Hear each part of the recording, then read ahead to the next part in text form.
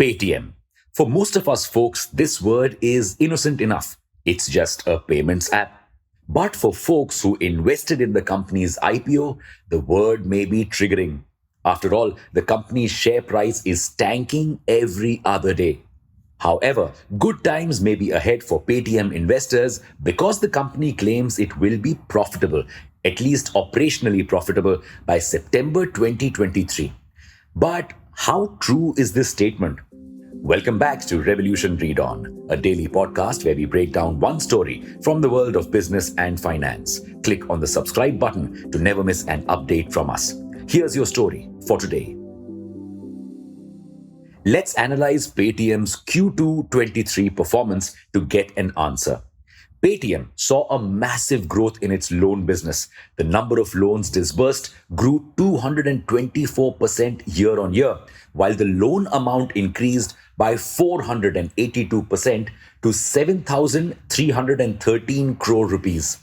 Plus, it distributed 4.8 million devices across the country and has 80 million monthly transacting users. Impressive, right? This massive growth in numbers is thanks to India's growing loan appetite and Paytm's focus on its payments and lending business. You see, for much of Paytm's lifetime, the company has been focused on too many things at once, like Paytm Mall, Paytm Money, its wealth management arm, and Paytm First Games. And just like too many cooks spoil the broth, too many verticals spoil the chance of becoming profitable. P.S. There's a lesson here in managing your life as well. Don't take on too many projects at once. So in 2020, right before its IPO, it decided that the lending and payments business would be its priority. And that made sense because the payments business would bring in users and merchants to whom the company could then lend. On top of this, the payments business also gives it additional revenue through number one, merchant discount rate charged on credit and debit card transactions made through Paytm's devices, and number two, rent on Paytm's point of sales machines and sound boxes. And Paytm's sound boxes have given it a considerable edge over competitors. You see, back when online payments were a new thing, a lot of people came up with fake apps that would show that a payment had been made. This caused huge losses to merchants who then didn't want to accept online payments. Paytm solved this with its sound boxes, which announce anytime a payment is actually made, helping merchants understand if someone is fooling them. And thanks to these boxes, Paytm gets the entire transaction history of a merchant, even if payments are not made through its platform. So, this business model has helped Paytm rapidly grow. Paytm app users and sound boxes help acquire merchants, merchants help acquire lenders, and Paytm gets a commission from it all.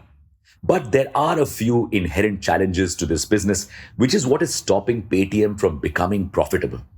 What are these challenges? First and foremost is competition. Paytm is facing tough competition from not one but two pays, Bharat Pay and Phone Pay. The Bharat Pay challenge.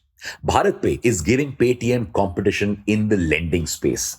This space is anyway super crowded, but Bharat Pay is targeting the same kind of consumers as Paytm, merchants.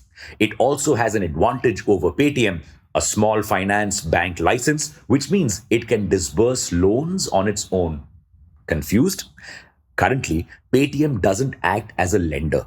It only acts as a matchmaker between lenders and customers.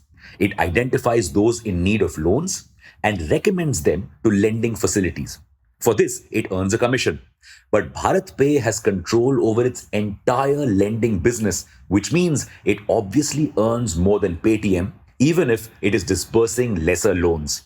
To overcome this challenge, Paytm will have to get a small finance bank license itself, something it has been working on.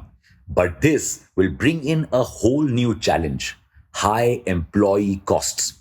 Focus on lending has already increased Paytm's employee cost from 1,185 crore rupees in 2020-21 to 2,432 crore rupees in 2021-22. The phone pay challenge. PhonePe has taken a cue from Paytm's sound boxes and launched similar machines, and it is renting them out for much cheaper, eating away Paytm's market share. This could seriously impact Paytm's revenue in the coming months, and not just due to the loss of subscription revenue. Merchants with soundboxes or POS machines make up more than 75% of the value of loans disbursed. So, profitability could be a distant dream. But Goldman Sachs is more hopeful. It believes Paytm will be able to achieve profitability by 2023-24 because of the speed at which it has been cross-selling products. It also highlighted that Paytm's EBITDA margin has improved a lot from minus 51% to minus 16%. But Macquarie, a brokerage house, believes that it will take Paytm 7 to 8 more years to become profitable. Others have mixed opinions given that Paytm's revenue has been steadily rising in the last few quarters. But will RBI's interest rate hikes put a pause in Paytm's rise? Or will it be able to achieve its goals? For now, it's a wrap on your story for today. Thank you for listening to this episode. We'll be back with more tomorrow.